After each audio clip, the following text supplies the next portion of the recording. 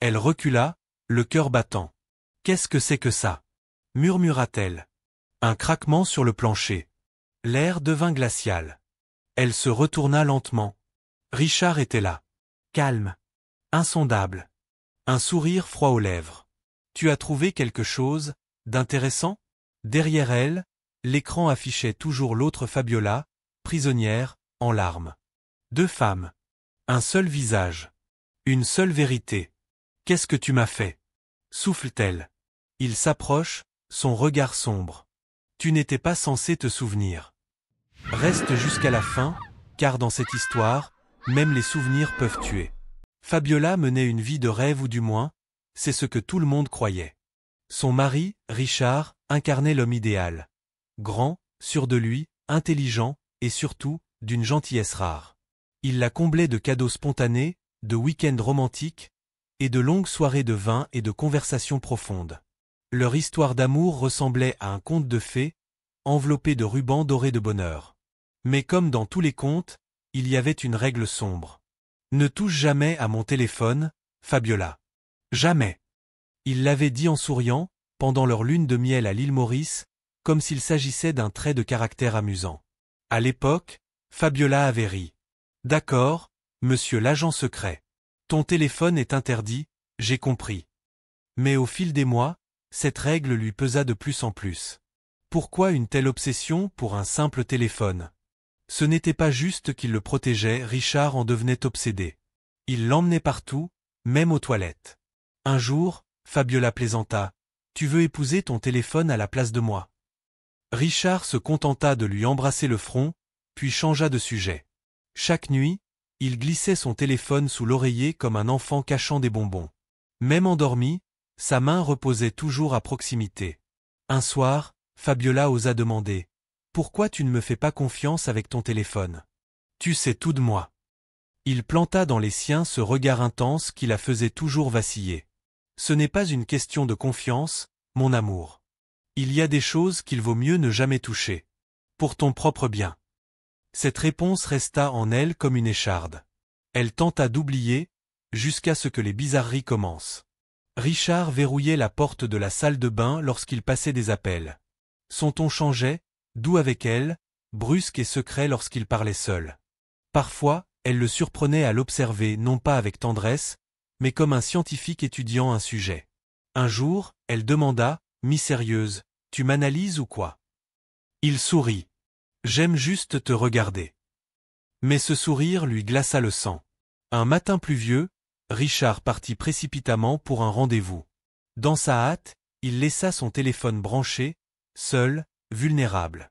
Fabiola s'assit sur le lit, le regard fixé sur l'appareil. Le silence de la pièce n'était brisé que par le bruit de la pluie. Son cœur accéléra. Elle s'approcha. L'écran s'alluma doucement, comme une invitation. Juste avant qu'elle ne le touche, il sonna. Elle se figea. Un numéro inconnu. Aucun nom. Aucun indicatif. Elle répondit d'une main tremblante. Au début, rien. Puis, sa propre voix. En sanglots. Affolée. S'il vous plaît. Laissez-moi sortir. Pourquoi vous me faites ça? Le cœur de Fabiola s'arrêta. Elle lâcha le téléphone comme s'il l'avait brûlé. C'était bien sa voix. En détresse. Terrifiée. Mais jamais elle n'avait prononcé ces mots. Jamais. Elle rappela. Pas de tonalité. Encore. Rien. L'air semblait soudain plus lourd, comme si les murs écoutaient. Le soir venu, elle ne dit rien à Richard. Elle sourit, rit à ses blagues, lui parla de sa journée. Mais quelque chose en elle s'était brisé. Cette nuit-là, pendant qu'il dormait, elle descendit en silence à son bureau, armée de son ordinateur portable et d'un câble USB qu'elle avait caché des semaines plus tôt. Elle connaissait son mot de passe. Il pensait que non, mais elle l'avait aperçu, une fois, dans le reflet du micro-ondes, de 1971. Elle déverrouilla le téléphone. La plupart des fichiers semblaient normaux, email, appli de travail, musique. Puis elle le vit, un dossier caché, nommé « Ne pas ouvrir », dissimulé dans les fichiers système. L'estomac noué, elle cliqua. Des dizaines de vidéos. Sans aperçu. Juste des dates. Elle ouvrit la plus récente. L'écran s'éclaira. Fabiola resta figée. C'était elle. Son visage.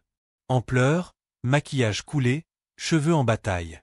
Enfermée dans une pièce sans fenêtre, sous une lumière vacillante. « S'il vous plaît » sanglotait-elle, frappant à la porte. « Je suis désolée. Laissez-moi sortir. » Les larmes lui montèrent aux yeux. Ce n'était pas possible. Elle n'avait jamais été enfermée nulle part. Mais c'était bien sa voix. Son visage. Elle ouvrit une autre vidéo. Même pièce. Même horreur. Cette fois, la Fabiola de l'écran était recroquevillée dans un coin, répétant en boucle. « Il m'a fait oublier. Il m'a fait oublier qui je suis. » La vidéo grésilla. L'image vacilla. Fabiola se pencha. La femme leva les yeux. Et là, elle comprit, ce n'était pas elle. Pas exactement. Même visage. Même voix. Mais dans le regard, une absence. Une lassitude profonde. C'était une copie d'elle-même. Elle recula, le cœur battant. « Qu'est-ce que c'est que ça ?» murmura-t-elle. Un craquement sur le plancher derrière elle. L'air devint glacial. Elle se retourna lentement. Richard était dans l'embrasure de la porte. Calme. Insondable. Un sourire froid aux lèvres. « Tu as trouvé quelque chose d'intéressant » murmura-t-il. L'écran derrière elle montrait toujours l'autre Fabiola, les yeux écarquillés par la terreur. Fabiola se leva lentement, les jambes flageolantes. « Qu'est-ce que c'est, Richard ?» Pas de réponse. Il avança d'un pas. L'écran grésilla à nouveau deux Fabiola, l'une en pleurs, l'autre murmurant, toutes deux piégées. Fabiola recula, serrant son ordinateur. « Dis-moi la vérité. Qu'est-ce que tu m'as fait ?» D'une voix douce, il répondit. « Tu n'étais pas censé te souvenir. » Le dernier murmure sortit des haut-parleurs. « Il va recommencer. » Et les lumières s'éteignirent. Fabiola sursauta comme électrocutée et referma brutalement l'ordinateur portable. La pièce sembla chuter de 10 degrés, bien que l'air fût parfaitement immobile. Richard avança dans la pièce, lentement, ses pas mesurés, calculés. Ce même sourire étrange, calme, peint sur son visage comme un masque. « Pourquoi tu fouilles, mon amour ?» Sa voix était douce. Beaucoup trop douce. Contrôlée. La gorge de Fabiola se serra. « Je voulais juste recharger mon ordi. Ton chargeur est plus rapide que le mien. » Son regard glissa vers le câble, puis revint vers elle. Le sourire ne bougea pas. « Tu aurais dû demander. Tu sais que je déteste qu'on touche à mes affaires. » Elle hocha vite la tête. « Je ne fouillais rien, je te le jure. » Il s'approcha et la prit dans ses bras. Ses bras étaient chauds, mais portaient une raideur qui n'avait pas toujours été là. « Tu es très stressé ces derniers temps, » murmura-t-il dans ses cheveux. « Peut-être que toute cette anxiété te joue des tours. » Fabiola resta figée. « Viens, » dit-il en se détachant. « Je vais te faire du thé. Ça t'aidera à dormir. » Elle hocha de nouveau la tête, en silence, le cœur tambourinant dans sa poitrine. Ils marchèrent jusqu'à la cuisine sans dire un mot. La bouilloire siffla comme un avertissement. Richard prépara le thé avec une précision presque chirurgicale, trop précise. Lorsqu'il lui tendit la tasse, leurs regards se croisèrent. Les siens étaient doux, mais calculateurs. Observateurs. Fabiola emporta le thé jusqu'à leur chambre. Elle s'assit sur le lit et fit semblant d'en boire. Il la regardait faire, du moins, il pensait qu'elle buvait. Elle esquissa un léger sourire. « Merci. Je vais juste me détendre un peu maintenant. » Il hocha la tête. « Parfait. Repose-toi. Tu te sentiras mieux. » Quand il sortit, elle se glissa discrètement jusqu'à la salle de bain. Les mains tremblantes, elle versa le thé dans le lavabo. Le liquide siffla, bouillonna vert, mousseux, comme un acide réagissant sur du métal. Fabiola recula, le souffle coupé. Qu'est-ce qu'elle avait failli avaler? Elle ne dormit pas cette nuit-là. Pas vraiment. Elle resta allongée, les yeux grands ouverts sous la couverture, écoutant la respiration régulière de Richard à côté d'elle. Le lendemain matin, elle appela Amaka, son amie d'enfance, aujourd'hui neurologue dans un hôpital privé. « Amaka, j'ai besoin d'un service. D'un énorme service. Je dois faire un scanner cérébral. » Discrètement. Sans dossier. Amaka hésita. « Fabiola, ça va ?»« Non, » chuchota-t-elle. « Mais il me faut une preuve avant de tout te dire. » Plus tard dans la journée, elle dit à Richard qu'elle allait faire du shopping.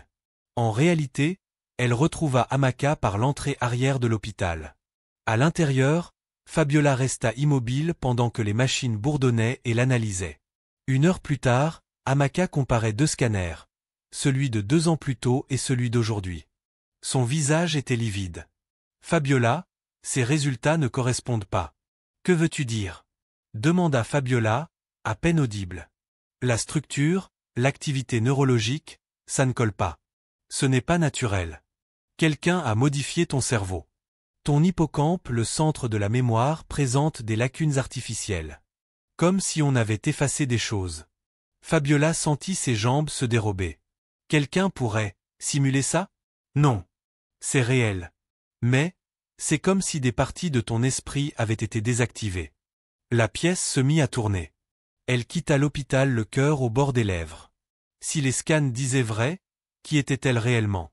De retour chez elle, Richard fredonnait encore dans la cuisine. Elle fit semblant. Elle sourit. Elle l'embrassa. Mais en elle, quelque chose s'était brisé.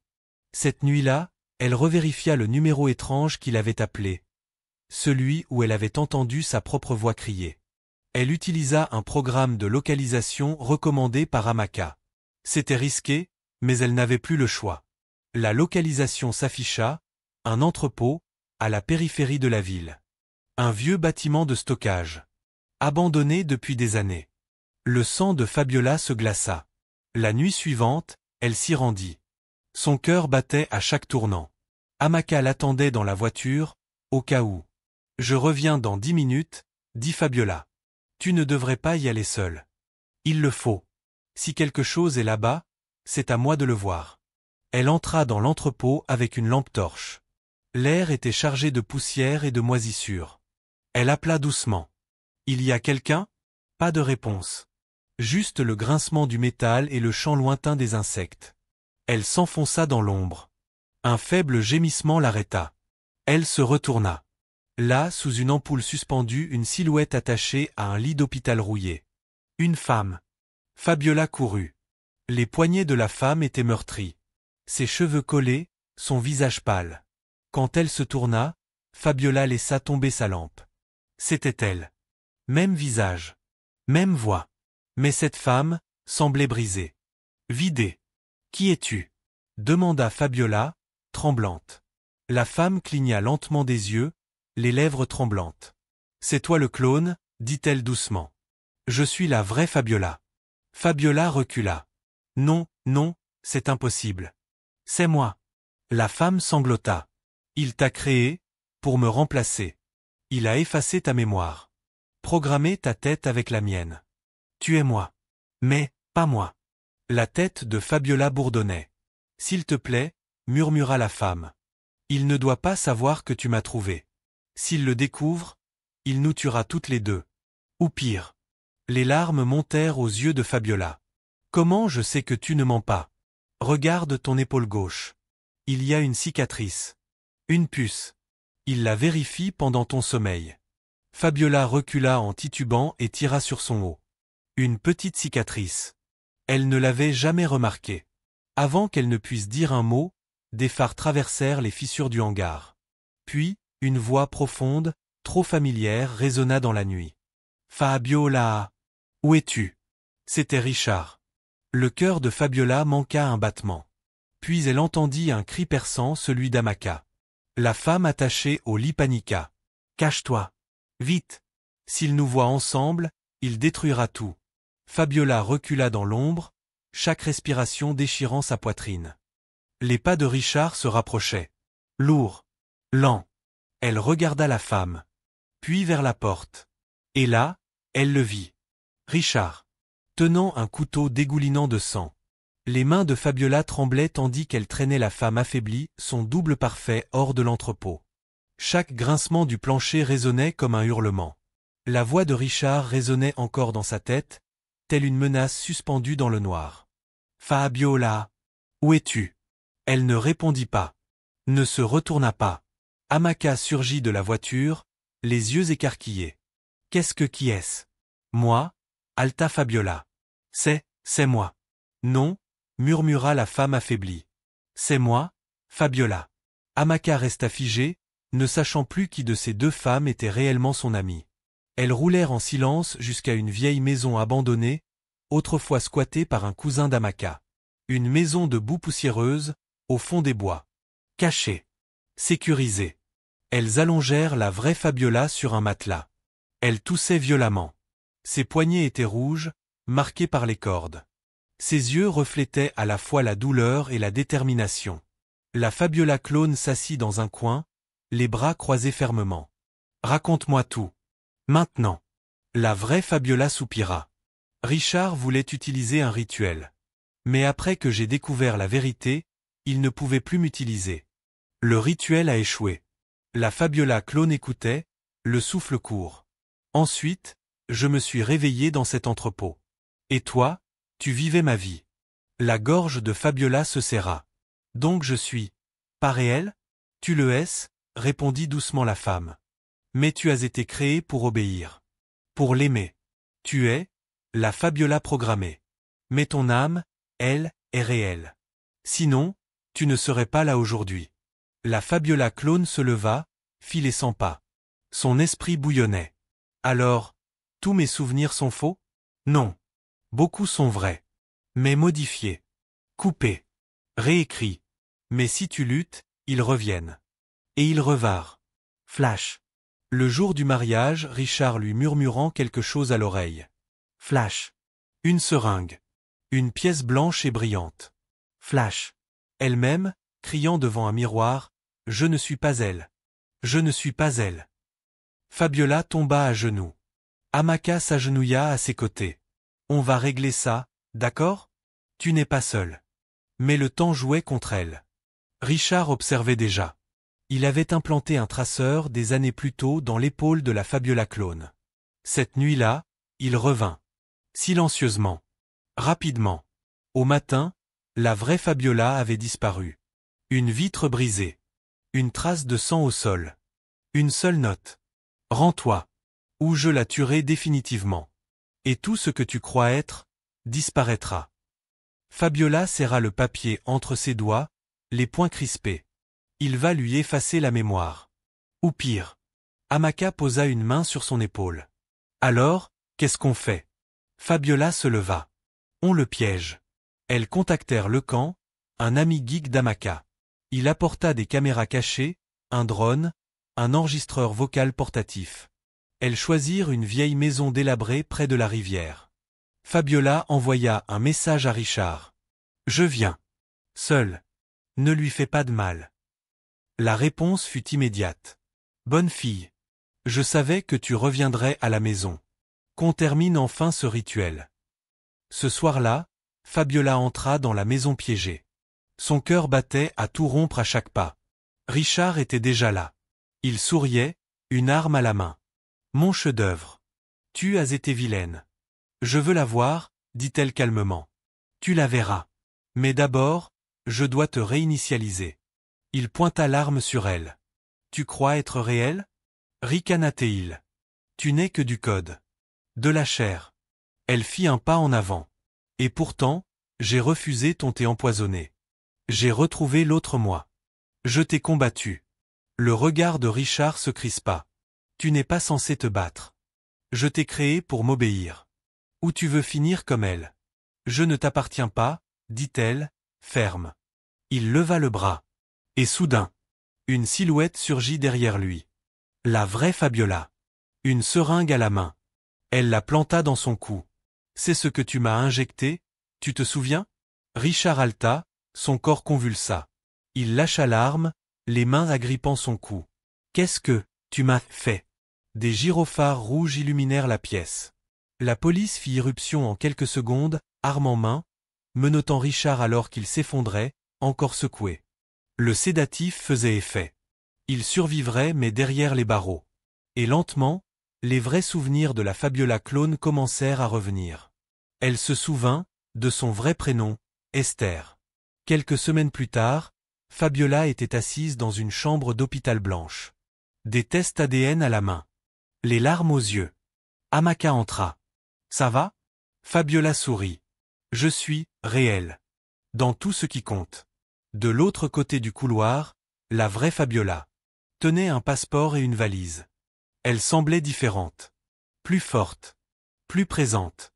Plus vivante. « J'ai besoin d'un nouveau départ, dit-elle doucement. Loin d'ici. Je veux vivre, pas seulement survivre. Esther, la Fabiola clone, hocha la tête. Je comprends. Elle s'enlacèrent. Longtemps. Une étreinte miroir, étrange, mais réelle. Tu es moi, murmura la vraie Fabiola. Mais tu es aussi, plus que ça. Elles se quittèrent ce jour-là. La vraie Fabiola partit. Et Esther resta. Elle reprit sa vie en main. Elle redevint Fabiola pour le monde extérieur. Elle retrouva son travail. Ses amis. Elle reconstruisit sa mémoire, morceau par morceau, comme un puzzle brisé. Et pour la première fois, elle se sentit entière. Mais chaque fois que son téléphone sonnait, chaque fois qu'un appel inconnu apparaissait à l'écran, elle hésitait. Juste une seconde.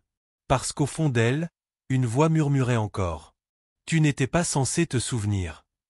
Pardonneriez-vous Richard si vous étiez à la place de Fabiola? Pensez-vous que le clone méritait de garder la vie qu'on lui avait donnée?